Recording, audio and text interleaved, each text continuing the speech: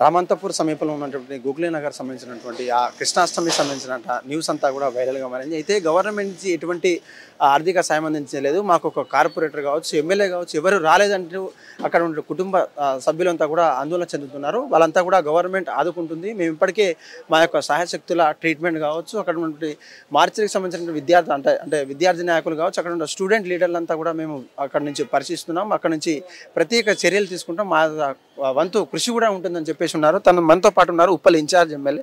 Sir, MLA పోటీ చేసినటువంటి మీరు గెలిచినా ఓడినా నాయకులనే వారు గుండెలే ఉంటారని చెప్పేసి అంటున్నారు. అయితే మీ యొక్క పేరు ఎక్కడ కూడా రావడం లేదు, కేవలం మమ్మల్ని స్థానికులు మమ్మల్ని గుర్తించడం లేదని చెప్పేసి కూడా కుటుంబ సభ్యులు చెప్తున్నటువంటి పరిస్థితి. అయితే గవర్నమెంట్కి ఈ విషయం తెలియజేశారా? గవర్నమెంట్ దీని మీద ఎటువంటి ఆకాంక్షలు కావచ్చు, అక్కడ చర్యలు ఏంటి సార్? అక్కడ మాకు నిన్న ఏదైతే కృష్ణాష్టమి వేడుకలు ఉన్నాయో రామంతపూర్ యాదవ్ సంఘం దగ్గర నుంచి నిర్వహించడం జరిగింది. మరి ఆ కార్యక్రమంలో నేను కూడా పాల్గొన్నా. తర్వాత రాత్రి సుమారు 12:45 1 గంటల దాదాపు అప్పుడు ఇన్సిడెంట్ జరగడం జరిగింది. వెంటనే మా స్థానికంగా ఉన్న మా నాయకులు నాకు తెలపడంతో వెంబడే పోలీసుని వాళ్ళని అలర్ట్ చేయడం జరిగింది. అయినప్పటికీ కూడా దురదృష్టకరమైన సంఘటన. ఇప్పటి వరకు మా ప్రాంతంలో 5 మంది చనిపోవడం, ఇంత పెద్ద ఇన్సిడెంట్ జరగడం మామూలు విషయం కాదు. మరి దీనికి వాళ్ళ కుటుంబాలకు ప్రగాఢ సానుభూతి తెలియజేస్తున్నాం. మరి నైట్ జరిగింది కాబట్టి ఎర్లీ మార్నింగే ముఖ్యమంత్రి గారి దృష్టికి సంఘటన తీసుకెళ్ళాం. అదేవిధంగా జిల్లా ఇన్ఛార్జ్ మంత్రి శ్రీధర్ బాబు గారి దృష్టికి కూడా ఈ సంఘటన తీసుకోగానే వెంటనే శ్రీధర్ బాబు గారు ఇక్కడ గాంధీ హాస్పిటల్కి రావడం జరిగింది. మరి వాళ్ళ కుటుంబాలు ఇక్కడ ఉన్న వాళ్ళని పరామర్శించు, అదేవిధంగా ఎవరైతే ట్రీట్మెంట్ తీసుకుంటారో వాళ్ళ ట్రీట్మెంట్ కూడా ప్రభుత్వమే భరిస్తుందని ప్రకటించడం జరిగింది. చనిపోయిన ప్రతి వ్యక్తికి కూడా 5 లక్షల రూపాయలు ఎక్స్గ్రేషియా ప్రకటించడం జరిగింది. అంటే ఈ 5 లక్షలు అంటే అది వాళ్ళ కుటుంబాలకు తీరని లోటు. ప్రభుత్వమే కానీ ఎవరు ఏం చేసినా కానీ ఒక కుటుంబంలో ఒక వ్యక్తి చనిపోవడం అంటే చాలా పెద్ద విషయం ఇది. మరి ప్రభుత్వం దృష్టికి తీసుకెళ్ళగానే మరి శ్రీధర్ బాబు గారు ఇక్కడికి రావడం జరిగింది. మరి ట్రీట్మెంట్ ఎవరైతే ట్రీట్మెంట్ తీసుకుంటున్నారో వాళ్ళకు కూడా కలెక్టర్ గారికి, అదేవిధంగా మా ఆర్డీఓ ఎంఆర్ఓ గారు కూడా రావడం, వాళ్ళకి స్పష్టంగా ఆదేశాలు ఇవ్వడం జరిగింది. అయితే కేవలం మానవ తప్పిదం వల్లనే అక్కడ ఉన్నటువంటి కేబుల్స్ కావచ్చు, ఆ వైర్లంతా కూడా కిందికి రావడం, అంతకుముందు కూడా తెగిపోవడం, మేము ఎన్నోసార్లు కంప్లైంట్ ఇచ్చిన తర్వాత కూడా మా యొక్క సెలబ్రేషన్ సంబంధించినటువంటి అధికారులు నిర్లక్ష్యం వల్లనే ఇదంతా జరిగింది. కరెంటు పోవడం కావచ్చు, మేము అక్కడ ఫ్యూల్ అయిపోవడం, మేమంతా నెట్టడం, ఇలా చూస్తారు సార్. అయితే సడన్గా కింద పడిన వాళ్ళు ఎవరైతే చదువుకున్న వాళ్ళు ఉన్నారో సిపిఆర్ చేయడం అంతా ఫస్ట్ ఎయిడ్ చేసినప్పటికీ ఫలితం దక్కకుండా పోయింది. నిజంగా మానవ తప్పిదమా లేదంటే అధికారుల నిర్లక్ష్యమా? అంటే లేదు, ఇది ఏమైందంటే ఇది ఇప్పుడే కాదు, గతంలో కూడా ఎల్బీ నగర్లో కూడా ఒక సంఘటన జరిగింది. వైఫ్ అండ్ హస్బెండ్ వాళ్ళు కూడా అక్కడ నుండి వస్తే షార్ట్ సర్క్యూట్ అయ్యి వాళ్ళు కూడా చనిపోవడం జరిగింది. వీళ్ళు ఎవరైతే కేబుల్స్ ఉన్నారో వీళ్ళు ఆ పోల్స్కి మొత్తం ఏలాడి పడి ఉంటాయి అవి. వాళ్ళ మీద ఇప్పటి వరకు కూడా ఎవరు యాక్షన్ తీసుకోరు. ఎందుకంటే దానివల్లనే ఈరోజు కూడా ఆ కేబుల్ వల్లనే ఈ ఇన్సిడెంట్ జరిగింది. ఇప్పుడు మంత్రి గారు కూడా వెంటనే జిహెచ్ఎంసీ కమిషనర్ గారికి, కలెక్టర్ కూడా ఆదేశించడం జరిగింది. దాని మీద ఎంక్వైరీ చేసి వాళ్ళు ఎవరైతే బాధ్యులు ఉన్నారో వాళ్ళ మీద ఎంబడే యాక్షన్ తీసుకోవడం జరుగుతుందని కూడా ఇప్పుడు తెలపడం జరిగింది. ఇదే కాకుండా మరి ఇప్పుడు వినాయక చవితి వచ్చింది. ఎందుకంటే చాలా హైదరాబాద్లో మీ అందరికీ తెలిసి ఎంత ఘనంగా మరి వినాయక చవితి అవుతుంది. మరి ఇట్లాంటి సంఘటన మళ్ళా పునరావృతం కావద్దని మంత్రి గారు ఇప్పుడే కమిషనర్ గారికి, కలెక్టర్ గారికి ఆదేశించడం జరిగింది. వెంటనే వాళ్ళ మీద చర్యలు తీసుకోవాలని. జరిగిందేదో జరిగిపోయింది సార్, కానీ ఇప్పుడు మీరు చెప్తున్నటువంటి కేబుల్ ఆపరేటర్స్ కావచ్చు, లోకల్ ఆపరేటర్స్ వాళ్ళు చేసినటువంటి తప్పిదం వల్లనే ఇన్ని ప్రాణాలు కోల్పోయినటువంటి సంగతి.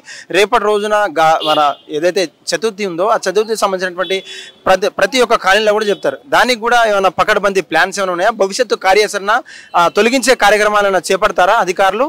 అందుకని ఇప్పుడు ఇక్కడికి మంత్రి గారు వచ్చినప్పుడు మేము అందరం ఆయన దృష్టికి తీసుకెళ్ళినాం. ఎందుకంటే ఇన్సిడెంట్ ఏ విధంగా జరిగింది అని కలెక్టర్ గారిని అడిగినారు, ఇక్కడ ఉన్న మరి ఏసీపీ గారు, సిఐ గారిని అడిగినారు. అసలు ఏ విధంగా జరిగింది ఈ సంఘటన అంటే వాళ్ళ కేబుల్ ద్వారానే ఈ సంఘటన జరిగింది. ఎక్కడైతే ఐడల్ ఉంటుందో ఆ కేబుల్ మన వైర్ మీద పడడం వల్ల దానికి తాకి షార్ట్ సర్క్యూట్ అయ్యి చనిపోవడం జరిగిందని చెప్పడం జరిగిందో వెంటనే మరి మన మంత్రి గారు ఆదేశించారు ఇట్లాంటి సంఘటన మళ్ళీ పునరావృతం మరి కాకుండా చర్యలు తీసుకోవాలని దాని మీద ఒక ఎంక్వైరీ కూడా వేయడం జరిగింది. Thank you sir.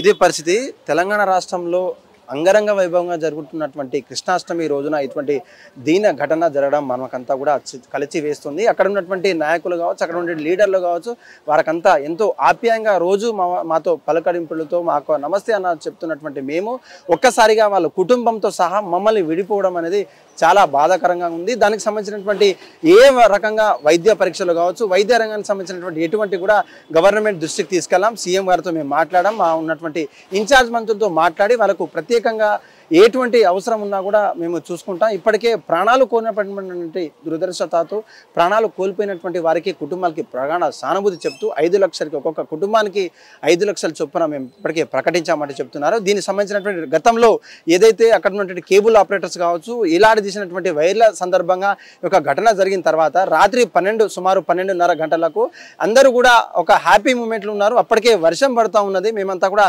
అధికారులు అందుబాటులో లేని పరిస్థితుల్లో ఇది జరిగింది కాబట్టి భవిష్యత్తులో రానున్న గణేష్ చతుర్థి ఉత్సవాలకు సంబంధించినటువంటి వాళ్ళ పైన యాక్షన్ తీసుకుంటా ఇప్పటికే కమిటీ ఏసీపీతో మాట్లాడి అక్కడ ఉన్నటువంటి స్థానికుల పోలీస్ స్టేషన్లో మాట్లాడి వాళ్ళ మీద కంప్లైంట్ అయితే ఇవ్వడం అయితే జరిగింది. భవిష్యత్తులో ఇటువంటి పునరావృతం కాకుండా కూడా మేము చర్యలు తీసుకుంటాం. ఏదైతే సంబంధిత అధికారులు ఎవరైతే ఉన్నారో వాళ్ళకు చట్టపరంగా న్యాయపరంగా చర్యలు తీసుకుంటామంటూ కూడా అక్కడ ఉన్నటువంటి కాంగ్రెస్ ప్రముఖులు మనతో మాట్లాడిన పరిస్థితి. హిట్ టీవీ యాప్ ఇందులో short news, live news, entertainment shows, movies, digital magazines తో పాటు మీ జిల్లా వార్తలను కూడా ఫ్రీగా చూడొచ్చు.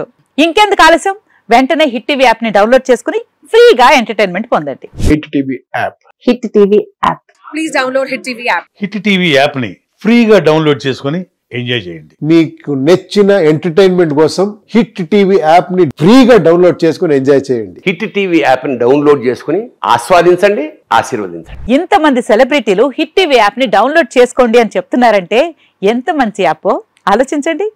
అమెరికా అమెరికా అమెరికా అమెరికాలో చదవాలనుకునే వాళ్ళకి విశ్వసనీయమైన పేరు మన శౌర్య కన్సల్టెన్సీ. UK లో 1 year masters, UK లో 1 year masters, 2 years work permit up to 5 years visa. Contact Saurya Consultancy. Contact 89851 89851.